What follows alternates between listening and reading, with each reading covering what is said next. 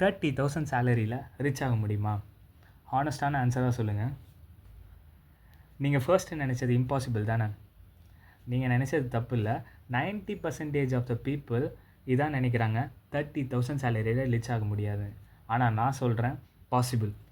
நான் இங்கே ரிச்னு எதை மென்ஷன் பண்ணுறேன் அப்படின்னா, லோன் இல்லாத லைஃப், எமர்ஜென்சி ஃபண்ட் அண்ட் இன்சூரன்ஸோடு இருக்கிறது. ஹெல்த் இன்சூரன்ஸ், டேர்ம் இன்சூரன்ஸ் இதெல்லாம் இருந்தாலே ஃப்யூச்சரில் பயம் இருக்காது. ஃப்யூச்சரில் பயம் இல்லை அப்படின்னாலே நிம்மதியாக நைட்டு தூக்கம் வரும். இது எப்படி அச்சீவ் பண்ணணும்? ஒரு எக்ஸாம்பிளோட பார்ப்போமே.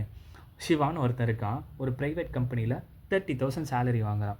அவன் 30,000 சேலரியில் அது இது இஎம்ஐ, ஹோம் லோன், ரெண்ட்டு, வீட்டுக்கு கொடுக்கறது, பெட்ரோலுக்கு போடுறது எல்லாம் போக அவன் பேலன்ஸ் 0 அப்படின்னா இதில் எங்கே சேவிங்ஸ் இருக்குது? First income is equal to saving minus expense. அப்போ சேலரி வந்த உடனே சேலரியில் சேவிங்ஸ் பண்ணிடணும். ஒரு சின்ன அமௌண்ட்டோ அந்த ஹேபிட்டு தான் அவனை பெரிய ஆளாக கொண்டு வரும். சேவிங்ஸ் பண்ணிவிட்டு அதுக்கப்புறம் தான் எக்ஸ்பென்ஸ். அந்த எக்ஸ்பென்ஸையுமே நம்ம எப்படி ட்ராக் பண்ணுறோம் அப்படின்றதுல தான் இருக்குது. நீ எல்லா எக்ஸ்பென்ஸையும் இவ்வளோ இன்கம், இவ்வளோ எக்ஸ்பென்ஸுமே என்னென்ன வந்திருக்கு, என்னென்ன செலவு பண்ணியிருக்க, இந்த இதுக்கு இவ்வளோ, இந்த ஃபுட்டுக்கு இவ்வளோ, ரெண்ட்டுக்கு இவ்வளோ, அப்படி ஃபன்னு, நெட்ஃப்ளிக்ஸுக்கு இவ்வளோ, ஃபுட்டு இங்கே வெளியே சாப்பிட்றதுக்கு இவ்வளோ, இதை எதெல்லாம் மேண்டேட்ரி, எதெல்லாம் இருக்கலாம் அப்படின்ட்டு சூஸ் பண்ணிவிட்டு எதெல்லாம் தவிர்க்கலான்னு பார்த்துட்டு அந்த எக்ஸ்பென்ஸை குறைச்சா அப்படின்னாலே அங்கேருந்து ஒரு பெரிய அமௌண்ட் சேவிங்ஸில் போய் உட்காரும். அந்த சேவிங்ஸ் கொஞ்சம் கொஞ்சமாக இன்க்ரீஸ் ஆகும்.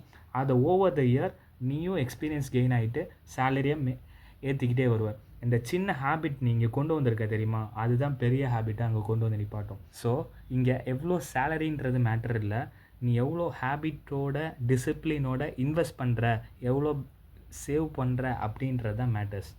ஸோ 30,000ல் ரிச் ஆகிறது பாசிபிள்.